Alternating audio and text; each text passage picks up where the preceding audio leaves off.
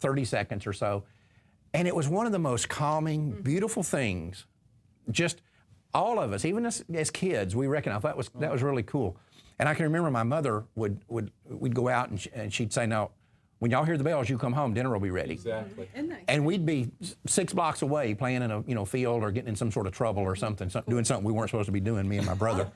But you'd hear those bells ring, and you'd see all the kids running. Everybody sprinting home. But it was just such a peaceful. We'd be down there playing football or something at the school, and you'd hear that, and there was just something beautiful about it. And I remember that from my childhood, and to say, we're going to put pastors in jail for ringing the church bells, but an ice cream truck, which is louder, can do it. So you got a noise ordinance on the church.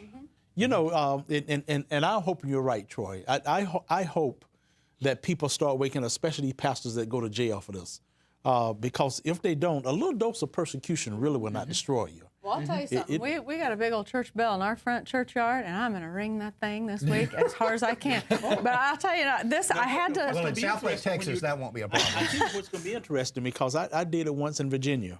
We lived in one of them projects, and I used to love to hear church bells ring. Yeah. And for some reason, church bells started ringing. So when I became a minister, one of the first things I did when it was time to do my sermon, I rang the church bell. Right. Yeah. Good. Now, nobody in the neighborhood complained. It was folks in our church that complained. No kidding. They go, "Oh my goodness, don't you know we got a noise on this? We could get our church in trouble, Get our church in trouble. Well, I had to laugh about this because I pictured this guy, the bishop was given 3 years probation and a suspended 10-day jail sentence. But I thought, what if because when I was reading it earlier, I thought, is this man in prison or what's the deal? That's just pure intimidation. But send him to jail for 10 days. But I had to picture him sitting in the jail cell, 2 or 3 other guys, and a rapist and a murderer maybe, and they're going, "Hey, dude, what are you in here for?" And he's going, "I rang the church bell." That's a sitcom. Hey, look, I spent 8 hours in jail for littering, for putting pro-life information sitting on the ground, And I got a chance to minister to people in jail. Now, it wasn't the best 8 hours of my life. But those are the sort of questions, what are you in here for? Drunk driving, beating my girlfriend up, drug use, littering. What? What a weenie. No, I'm serious.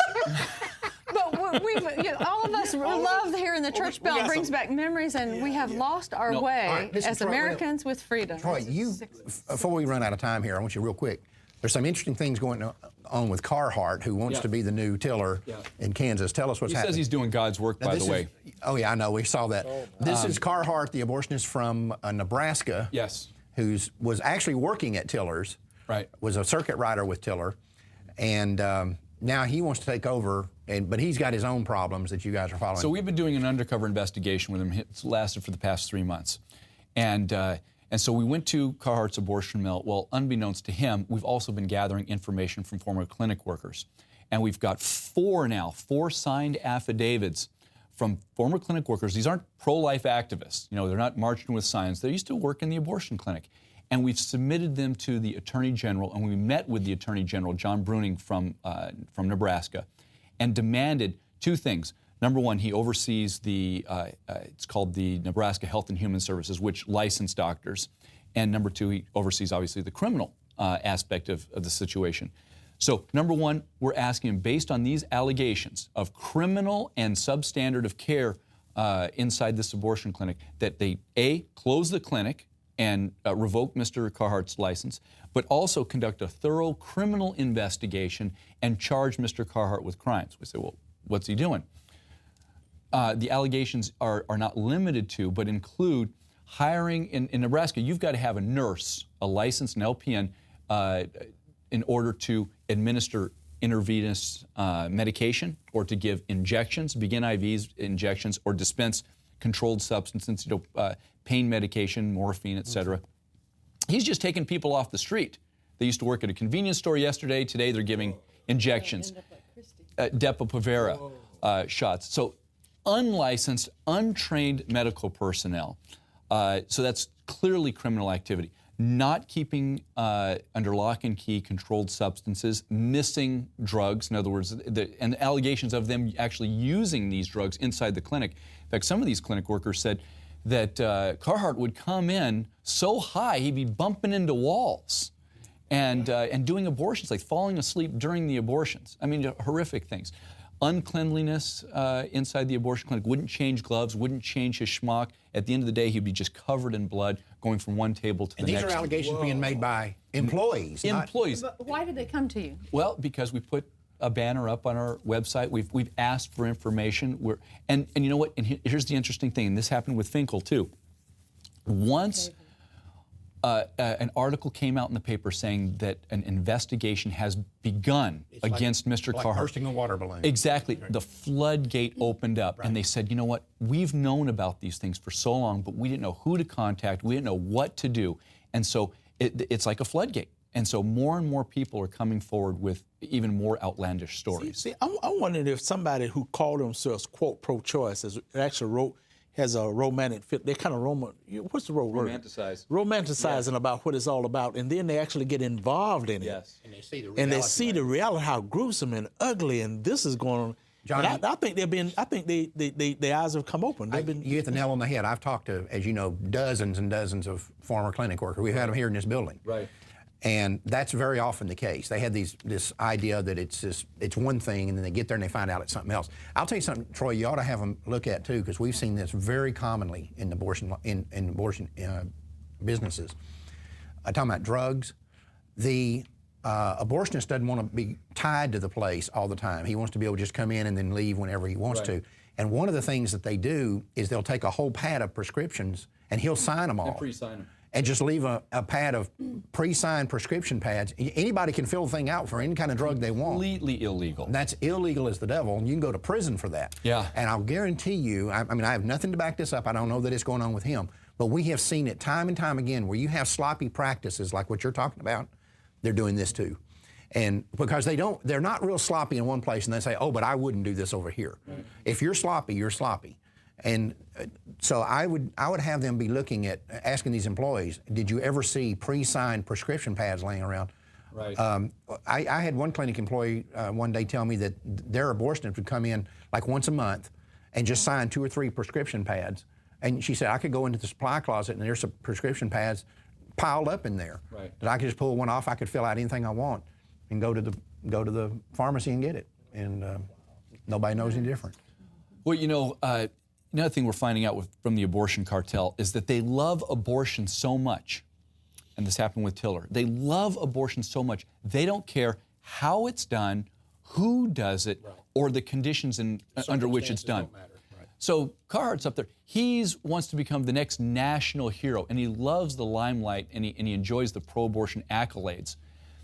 But you just dig just a microcosm below the surface, and you find out that this guy is sloppy, malpractice lawsuits and allegations, disgustingly filthy, just a substandard human being. But wait a minute. Does he do 9-month ones like Tiller did? He'll do them at any age for any price. But let me tell you something, Troy.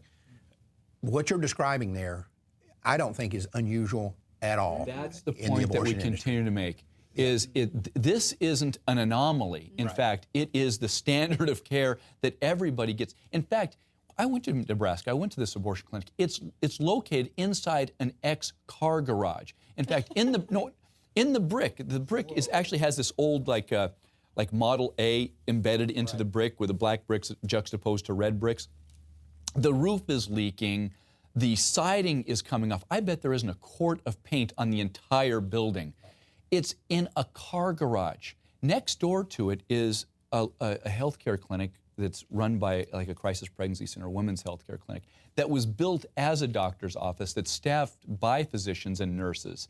That's real healthcare. This place, I mean, you talk about back alley, it's a car garage. Well, listen, you know, when I wrote the book Access, the little magazine that we give out for free, we found all these quotes in there from the pro-abort saying that we always believed that once we legalized abortion, the stigma would go away and it would just become mainstream medicine and be done by everybody. 40 years later, that has never happened. That's right. And I'm gonna tell you something, in another 400 years, it wouldn't happen because certain things human beings know are wrong and evil. And it'd be like, I've said it before, you could legalize prostitution and 30 years from now, nobody wants their kid to be a prostitute. Nobody wants their newborn daughter to be a prostitute. Right. It doesn't have anything to do with being legal. It has to do with the act itself. Pornography, I mean, the internet is saturated with pornography and the most raunchy, hardcore garbage that you can possibly imagine. And yet, so it's legal, but do you think many people want their kids to be involved with being a pornographer? I want to grow up and be a pornographer. I mean, if your kid came home and said that, you just hit them over the head. But lock them in their room forever. right, so you ain't getting out. But so abortion's that same thing. The stigma of it is never going to go away. And so what you wind up with, and like I said, I found tons of quotes from the pro-abort saying this very thing. You wind up with the scum and the washouts and the losers of medicine who can't make it anywhere else. They wind up working in the abortion clinics. You're just describing Carhartt Well, and every other abortionist I've ever met. But they're all like that. This is the nature of the beast that you're dealing with when you're dealing with people who work in abortion clinics, and that's not ever going to change. And that's why they've never been able to mainstream it. They think it's our fault. They really do. Veterinary clinics have more regulations and Yeah, and I've got a good rules. friend that's a vet, and that's absolutely a fact. right. Even beauty shops And, have them. and Sure. speaking of vet clinics, I got to say one more thing real quick. That here's where we've come. First dog Bo makes himself at home, right? Now this is their water dog. This is Obama's. Obama's dog at the White House, right? Remember all the hoopla about Bo, the first dog. Well, this sums up the whole deal. White House aides reported that the press office phones yielded far more calls breathlessly asking dog questions than any other weighty topic of the new presidency. Oh my goodness. Yeah, there you What's go. the new dog doing today?